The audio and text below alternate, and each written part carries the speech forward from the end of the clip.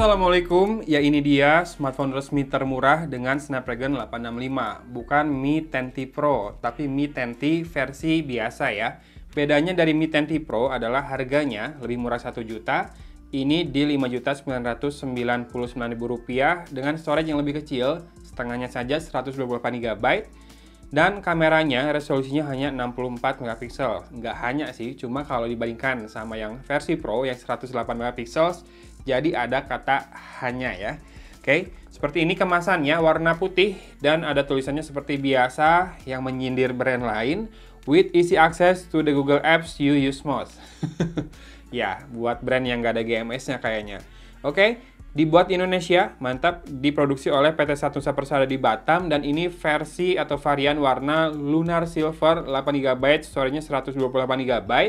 Kenapa saya pilih warna ini? Karena saya tidak terlalu suka warna hitam, bosan, dan juga finishing yang hitam itu glossy ya. Kalau ini katanya kan matte, jadi nanti di kamera harusnya lebih gampang lagi buat syutingnya. Ya, ini kameranya 64 megapiksel, ultra wide juga ada, dan macro lens juga ada. Oke. Dan ini layarnya sudah 144 Hz. Tapi buat yang suka AMOLED, bukan yang ini berarti yang kamu cari ya, karena layarnya menggunakan panel IPS. 6,67 inci Full HD Plus dot display with True Color. Oke. Nah, ini kemudian prosesornya adalah Qualcomm Snapdragon 865 leading 5G prosesor. Betul, ini sudah capable buat 5G tapi jaringannya di Indonesia belum ada. Dan baterainya 5000 mAh dengan fast charging 33 watt. Oke, kita langsung buka saja ya. Teng teng teng. Oke, di dalamnya ada sebuah partisi putih desain by Xiaomi. Yang saya cari duluan adalah sebetulnya greeting dari Alvince, tapi belum ada, atau mungkin di dalam sini. Dan di sini ada SIM tray ejector, bentuknya seperti ini. Lalu, oke, dapat ini nih, jack audio adapter buat USB Type-C ke jack audio 3,5 mm. Lalu ada panduan pengguna. Oh, itu dia si greeting dari Alvince-nya. Dan ini daftar service center-nya yang banyak banget. Sekarang sudah ada 23 plus 2 layanan multi-brand. Di Bandung, di BEC ya. Jakarta di Roxy, sama di Fatmawati. Depok ada Depok. Di Detos. Lalu, ini dia greeting dari Alvince. Terima kasih telah memilih produk Xiaomi. Selamat datang di keluarga Xiaomi. Dan dapat sebuah case yang katanya antibakterial ya. Di zaman seperti ini kayaknya ini jadi salah satu hal yang menarik buat dijual juga sama brand, bahwa casingnya antibakterial. Oke, mantap. Dan bisa kelihatan di situ. Di casingnya ada sebuah tonjolan yang melindungi kamera bumpnya. Jadi casingnya tetap dibuat tipis, tapi dikasih tonjolan buat kameranya. Karena ada juga kan casing yang tebal biar sama rata dengan kameranya. Kalau Xiaomi milihnya tetap tipis. Dan ada tulisan Xiaomi gedenya di situ. Dengan bagian sini tuh kayak apa sih? Kayak sunglass gitu ya. Lalu ini dia smartphone-nya dengan highlight fitur yang semuanya sudah ada di box tadi ya. Kita skip dulu smartphone-nya. Oke. Tidak dapat headset ya. Jadi dapat sebuah kabel data atau kabel charging. USB Type A ke USB Type C. Kita akan lihat aksennya, apakah aksennya warna orange? Oh iya, aksennya warna orange. Termasuk yang Type A juga, apakah iya? Oke, Xiaomi banget ya. Kemudian juga ini dia kepala chargingnya. Atau kepala chargernya harusnya sih support 33 watt fast charging ya. Oke, maksimal 33 watt, 11 volt 3 ampere. Kalau enggak, dia jalan di 5 volt 3 ampere 15 watt, 9 volt 3 ampere 27 watt, 12 volt 2,25 ampere 27 watt, dan 20 volt 1,35 ampere 27 watt. Ini dia smartphone-nya Xiaomi Mi 10T. Mi 10T. Kita akan coba geser, oh nggak bisa. Kita buka aja. Karena kalau digeser nih pasti mentok di kameranya yang menonjol ya. Jadi kamera bumpnya ini cukup kentara, bukan cukup kentara banget malah. Nih. Menonjol sekali kamera belakangnya, tidak masalah. Samsung Galaxy S20 series sama Note 20 series juga semenonjol ini sih kameranya. Jadi pastikan kalau pakai smartphone ini pakai casing ya. Dan ini dia warna lunar silvernya. Bagi saya sangat mirip dengan silvernya Silver Frostnya ini, Huawei P40. Jadinya saya suka. overall dengan finishing back covernya. Oke, seperti ini ada logo Mi di situ. Design by Xiaomi, dan ini harusnya nggak gampang kotor sih. Tuh. Bekas sidik jari tidak akan dengan cepat atau tidak akan dengan mudah menempel. Dan di sini ada kamera belakangnya yang 64 megapiksel. Lalu ada dua buah kamera, ya, triple kamera ini ada makro dan juga ultra wide. Jadi tidak ada kamera depth, tapi harusnya sih tetap ada mode portrait ya. Lalu yang ini apa ya? Saya nggak tahu nih. Yang jelas yang ini LED flashnya, atau mungkin dua LED flashnya di sini ya. Oke, di sisi atas kabar baiknya adalah ya ini ada infrared blaster. Kemudian di sini ada loudspeaker bukan ya? Tapi di sini ada earpiece-nya juga. Mungkin ini loudspeaker, mungkin bukan. Lalu ada mikrofon buat noise cancellation dan sisi atasnya ini dipapas biar jadi lurus seperti ini ya. Kemudian di sini ada garis antena, itu menandakan bahwa frame-nya terbuat dari metal dan ini terasa solid sih dan terasa cukup berbobot juga. Jadi nggak ragu kalau ini terbuat dari metal. Dan di sisi kiri ada 3 buah garis antena, cukup banyak ya. Biasanya di brand lain cuma 2 buah, 1, 2, 3. Dan di sisi bawah ada 2 buah garis antena dengan speaker grill di sisi kiri dengan mikrofon di sini sebelahnya lagi. Lalu ada port USB Type-C dengan karet warna abu-abu dan juga ini SIM tray-nya. Kita akan buka SIM tray-nya. Oke, SIM tray-nya tipe yang sandwich. Jadi 2 nano SIM card tanpa slot micro SD. Yang saya pertanyakan kenapa Xiaomi sekarang nukar posisi loudspeaker-nya jadi di kiri. Kalau posisi natural kita megang begini, biar kameranya nggak kepegang, berarti kita secara langsung malah menutup loudspeaker-nya ya, yang sebelah bawah ini. Kalau megangnya begini, kan kamera ketutup nih, biar nggak nutup si loudspeaker. Padahal kayaknya di produk Xiaomi yang lain nggak begini. Kenapa ya? Harus diubah atau posisinya harus diganti jadi di sebelah kiri si loudspeaker yang bawah. Nggak tahu apakah ini sengaja trik marketing, nggak tahu juga. Tapi memang Xiaomi yang ini agak nabrak sama Poco F2 Pro. Walaupun Poco F2 Pro punya kelebihan di layar yang penuh banget karena kameranya slider sama sudah AMOLED.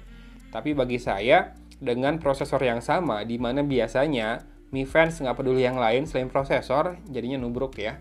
Kemudian di sisi kanan ada buah garis antena lagi, volume rocker, dan tombol power sekaligus fingerprint scanner di sini ya.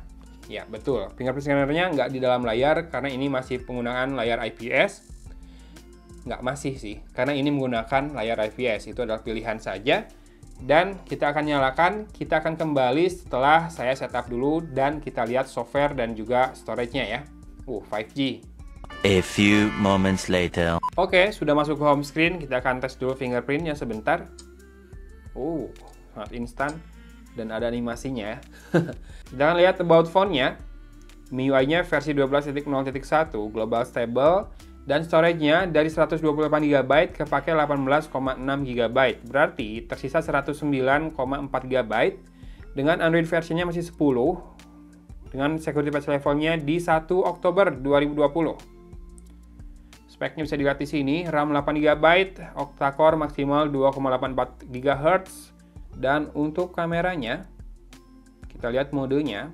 Apakah selengkap Mi Note 10 dulu? Ya, di level harga segini, dulu Xiaomi punya Mi Note 10 ya. Dengan satu hal yang mungkin jadi pertimbangan zaman dulu adalah prosesornya yang masih seri 7, 730G. Kalau ini kan sudah seri 8, 865, yang tertinggi saat ini. Ya, 888 belum rilis, belum ada smartphone yang pakai 888 ya. Oke, sekarang kita lihat. Di sini ada ultra wide 0,6 kali dan ada zoom 2 kali. Zoomnya entah optik atau digital, tapi cukup tajam ya. Bisa jadi si lensa utamanya bisa zoom 2 kali. Ada mode pro lengkap, bisa pilih lens, wide, ultra wide, sama makro. Exposure compensation, ISO-nya dari 50 sampai dengan 6400. Shutter speed dari 1/4000 sampai dengan 30 detik. Dan ada manual fokus juga, serta white balance. Dan bisa pilih di mode pro ini buat menggunakan 64 megapiksel Ultra HD ya. Lalu ini buat metering-nya. Lalu apa ini? Filters. Dan di sini kita bisa lihat ada mode RAW juga. Focus picking ada, exposure verification, straighten, setting, dan lain-lain.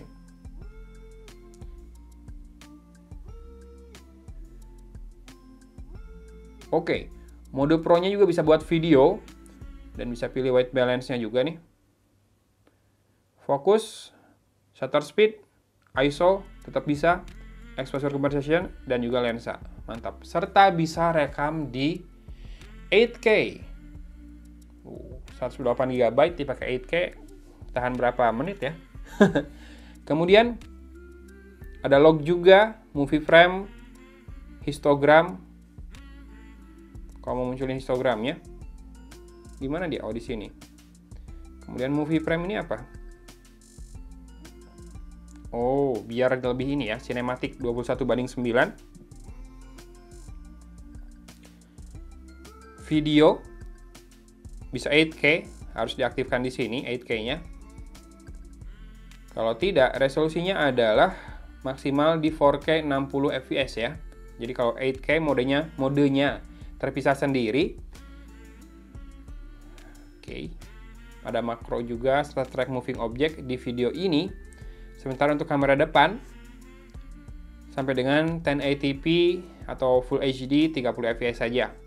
Dan ini bisa pakai movie frame juga. Jadi bisa lebih ini sinematik si rasionya. Foto portrait bisa pilih bukaan lensanya atau dengan AI juga.